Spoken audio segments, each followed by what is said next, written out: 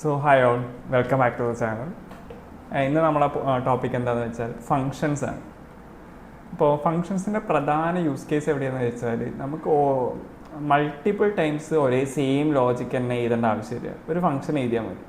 ആ ഫംഗ്ഷൻ എഴുതിയിട്ടുണ്ടെങ്കിൽ ബാക്കി ഇന്നർ ലോജിക്സൊക്കെ ആ ഫംഗ്ഷനിൽ നടന്നോളും. നമ്മൾ ആർഗ്യുമെൻറ്റ്സ് ചേഞ്ച് ചെയ്യുന്നതിനനുസരിച്ച് നമുക്ക് ആ ഡിസൈഡ് റിസൾട്ട് കിട്ടും. അതാണ് ഒരു ഫംഗ്ഷൻ്റെ ഒരു ബേസ് കേസ് അല്ലെങ്കിൽ ബേസ് യൂസ് കേസ് എന്ന് പറയുന്നത്. അപ്പോൾ ഡിഫറെൻറ്റ് ടൈപ്പ് ഓഫ് ഫങ്ഷൻസ് ഉണ്ട്. അപ്പോൾ രണ്ട് എക്സാമ്പിൾസാണ് ഞാൻ എഴുതിയത്. അപ്പോൾ ഈ വോയിഡ് എന്ന് പറയുന്നത് അതിൻ്റെ റിട്ടേൺ ടൈപ്പാണ്.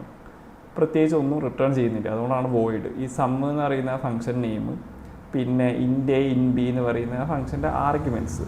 ആ ഫംഗ്ഷൻ്റെ ഉള്ളിൽ സം എന്ന് പറയുന്ന വേറൊരു ഇൻറ്റീജർ വേരിയബിൾ ഡിക്ലെയർ ചെയ്തിട്ടുണ്ട്. അതിലേക്ക് a+b എന്നിട്ട് നമ്മൾ പ്രിൻറ്റ് ചെയ്യുന്നു.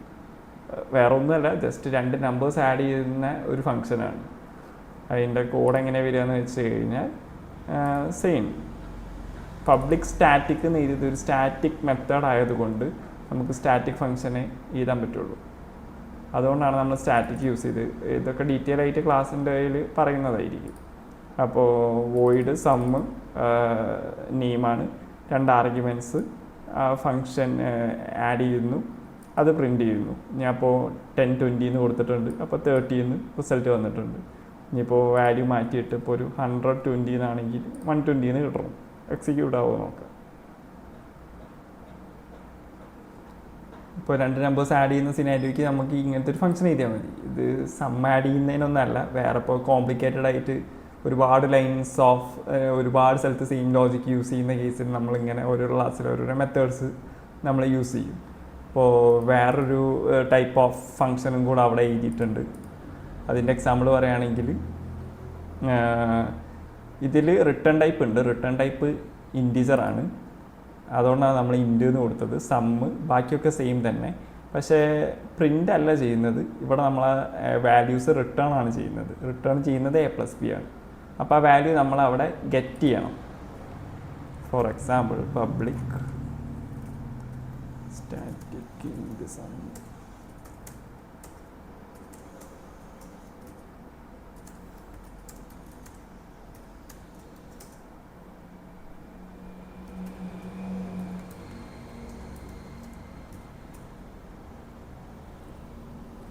ഒരു മനസ്സിലാക്കാൻ വേണ്ടി സം 2 എന്നിട്ട് ഞാൻ ഒരു നെയിം ചേഞ്ച് കൊടുത്തിട്ടുണ്ട്.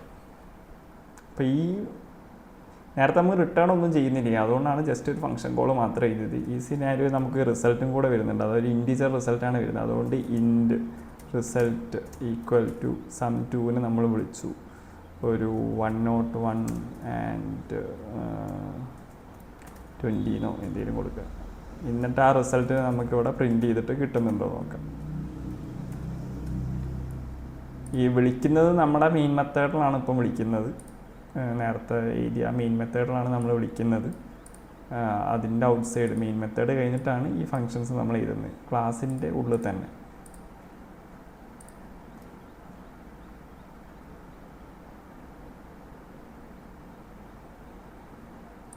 സം 2 അവിടെ വർക്കായിട്ടുണ്ട്. സോ ആ ഫങ്ഷൻസിൻ്റെ എങ്ങനെയാണ് എഴുതേണ്ടത്, അതിൻ്റെ ലോജിക്ക് എങ്ങനെയാണ്, അതിൻ്റെ സിൻടാക്സ് എങ്ങനെയാണെന്ന് കിട്ടിയെന്ന് വിചാരിക്കുന്നു. നമ്മൾ ഫോർ ലൂപ്പ് ഡിസ്കസ് ചെയ്ത സമയത്ത് പിന്നെ ഈ ബ്രേക്ക്, കണ്ടിന്യൂ, ആ കേസസ് നമ്മൾ ഡിസ്കസ് ചെയ്തിട്ടില്ലായിരുന്നു. സോ അതിൻ്റെ കുറച്ച് യൂസ് കേസസും കൂടെ ഇതിൽ ഇൻക്ലൂഡ് ചെയ്യിക്കുക.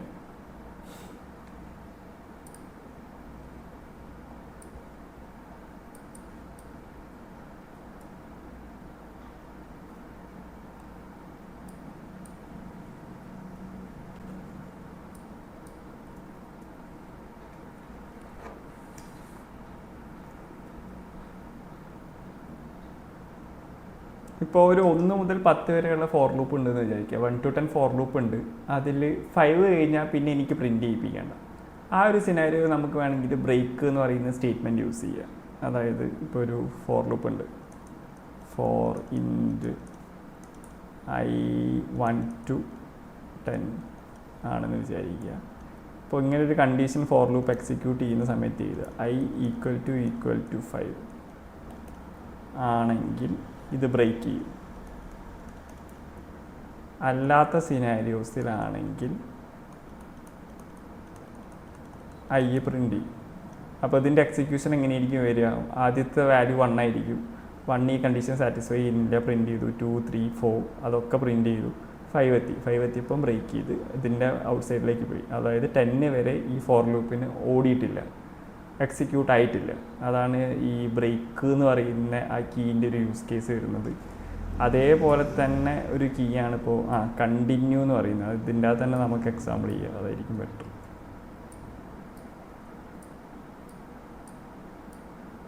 ഇപ്പോൾ ബ്രേക്കിന് പകരം ഇവിടെ കണ്ടിന്യൂ ആണെങ്കിൽ 5 ഒഴിച്ചിട്ടുള്ള ബാക്കി എല്ലാ വാല്യൂസും പ്രിൻ്റ് ആവും. അതായത് 1, 2, 3, 4 5ൻ്റെ കേസിൽ കണ്ടിന്യൂ എന്നാണ്. അപ്പോൾ താഴോട്ടുള്ള ലൈൻസ് നെക്സ്റ്റ് ലൈൻസ് ഒന്നും എക്സിക്യൂട്ട് ആവില്ല. അപ്പോൾ 6, 7, 8, 9, 10 അത് എക്സിക്യൂട്ട് ആവും. അപ്പോൾ ജസ്റ്റ് ഒന്ന് റൈറ്റ് ചെയ്ത് നോക്കാം എങ്ങനെയാണ് അത് വരുന്നതെന്ന് അറിയാം.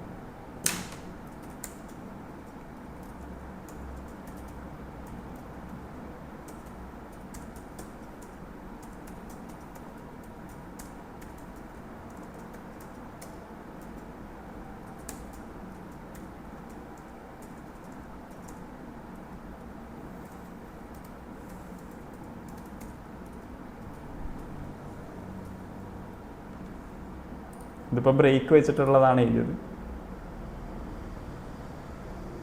1, 2, 3, 4 വരെ നമുക്ക് പ്രിൻ്റ് ആയിട്ടുള്ളൂ. 5 മുതൽ അങ്ങോട്ടുള്ളത് പ്രിൻ്റ് ആയിട്ടില്ല. അപ്പോൾ ഈ കേസിൽ ബ്രേക്കിന് പകരം കണ്ടിന്യൂ എന്നാണെങ്കിൽ എന്തായിരിക്കും എക്സിക്യൂഷൻ വരിക? 5 ഒഴിച്ചിട്ടുള്ള ബാക്കി എല്ലാ വാല്യൂസും പ്രിൻ്റ് ആവും. നോക്കിയാൽ കാണാം 1, 2, 3, 4, 6, 7, 8, 9, 10. അപ്പോൾ ആ ബ്രേക്ക് കണ്ടിന്യൂ ആ ലോജിക്സും കിട്ടിയെന്ന് വിചാരിക്കുന്നു.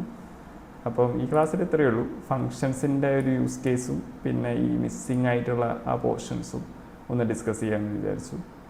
അപ്പോൾ നെക്സ്റ്റ് പോർഷൻ മുതൽ നമുക്ക് ഊപ്സ് ഒന്ന് ക്വിക്കായിട്ട് ഡിസ്കസ് ചെയ്ത് പോകാം.